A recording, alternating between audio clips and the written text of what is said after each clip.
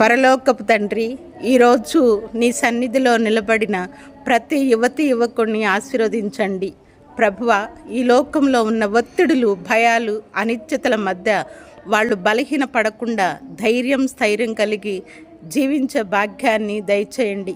వారి హృదయాల్లో నీ శాంతి, ఆనందం, నమ్మకం ఉండేలా వారిని దీవించండి. ప్రభువ, సరైన నిర్ణయాలు తీసుకునే మంచి మనస్తత్వాన్ని వారికి ప్రసాదించండి.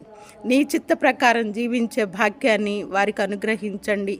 వారు ఎల్లప్పుడూ సమాజాన్ని ఉద్ధరించే బిడ్డలుగా వారిని మలచమని, నీ యొక్క ప్రేమను చవిచూచే మార్గాన్ని వారికి నేర్పించమని, నీ చిత్త ప్రకారం జీవించే గొప్ప అవకాశాన్ని వారికి దయచేయమని, ఈ యువతి యువకుల ద్వారా సమాజాన్ని మార్చమని మీ దివ్యనామమున అడిగి వేడుకొనుచున్నాము తండ్రి. ఆమెన్.